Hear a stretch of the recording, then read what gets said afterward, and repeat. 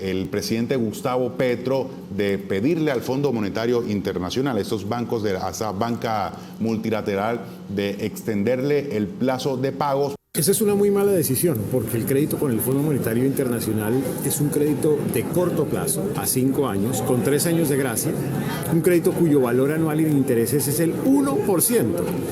Hoy Colombia está colocando deuda pública en el exterior a más del 8%, o sea, es 8 veces más barato.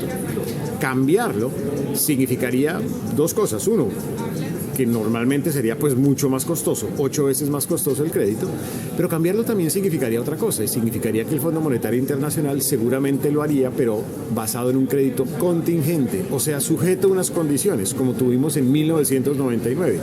Colombia no necesita eso. Por el contrario, el crédito del Fondo Monetario Internacional, incluso en el reporte más importante recientemente que recibió el país, se destacó como una de las grandes fortalezas de Colombia. Lo que tiene que hacer el gobierno es evitar tener más créditos. ¿Eso qué significa? Menos gasto, porque está gastando casi que al mismo nivel de un año de pandemia, y también tiene que generar más ingresos por la vía de crecimiento económico. Ese es el mejor camino para tener que evitar este otro que creo que es inconveniente. El presidente de la ANDI, Bruce McMaster, definió que el gran problema económico que tiene el país es el bajo crecimiento que tiene. Le preguntamos sobre su opinión, si cree también que este es de lo que está adoleciendo, de crecimiento económico. Creo que es el problema central en este momento para la economía colombiana, que de pronto nos creímos esa teoría que algunos señalaban en el gobierno de la teoría del decrecimiento, es decir, estamos en una profunda desaceleración en el crecimiento, pasamos casi que, pues, por suerte al final en el año anterior de caer en una recesión. Y el problema central del crecimiento está en que la inversión privada, que es el 80% de la inversión en Colombia, no funciona, no está operando. Lleva 4 trimestres en terreno negativo. Eso significa que lleva 2 recesiones seguidas la inversión privada. Y ahí pues está afectando sectores claves de la economía, como la industria, el comercio, el sector de la vivienda y algunos sectores del turismo interno. ¿Cuál es el impacto que tendría esta reforma pensional de ser totalmente aprobado? Eso de lo que plantea originalmente el gobierno nacional. El ahorro desaparecería en el año 2065, como está concebida la propuesta de reforma.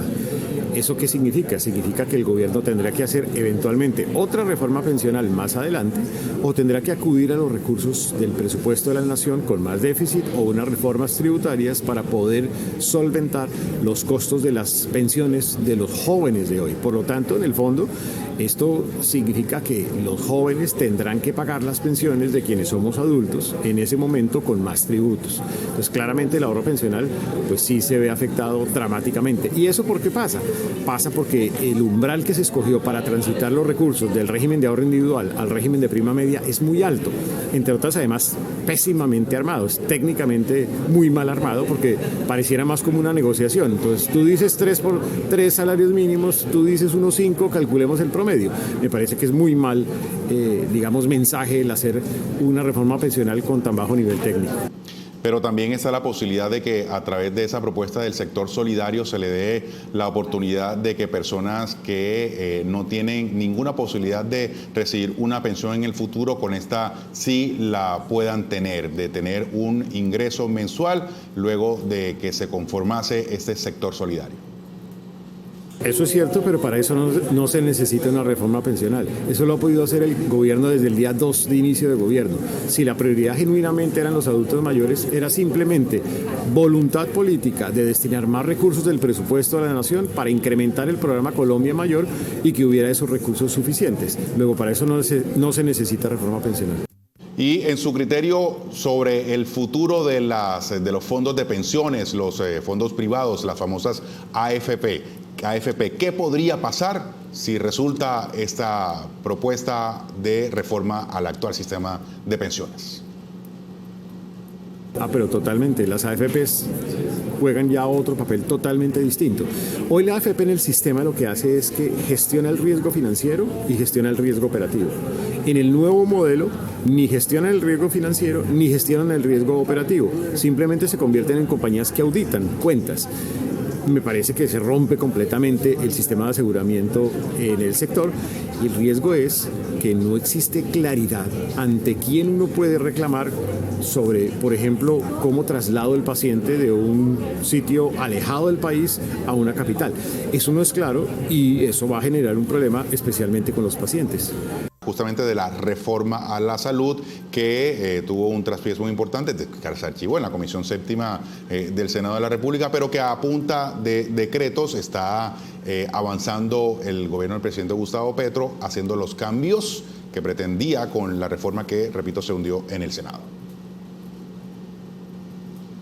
A ver, nosotros estamos, digamos, en un escenario donde se necesita una reforma a la salud para que haya más atención primaria en salud, para que haya centros de atención primaria en sitios remotos de Colombia, para que haya dignificación al médico, a la enfermera, entre otros temas.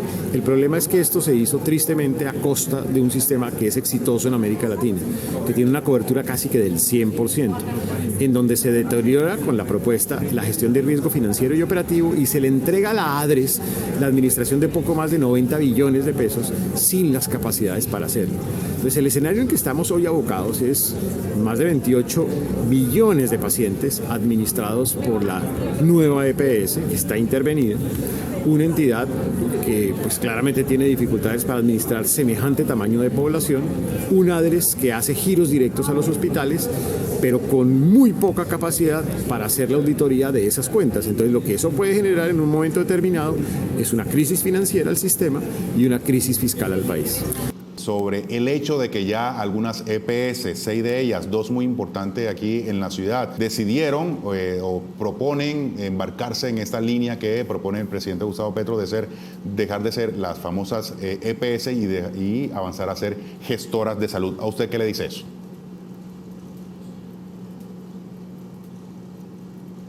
Claro, porque evidentemente a estas entidades las arrinconaron ¿cómo? Con decisiones como por ejemplo la UPC, que es una UPC que era insuficiente, por lo tanto de alguna manera las ahorcaron financieramente o les giraron en demora o con demora los presupuestos máximos y por lo tanto las ahorcaron económicamente, las ahorcaron financieramente.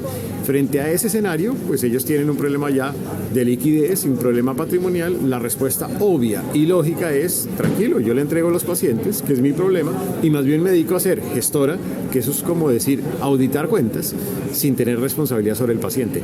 Lo que significa eso es que ahora el gobierno es el responsable de cada paciente. Ahí está el análisis del exministro de Hacienda, José Manuel Restrepo.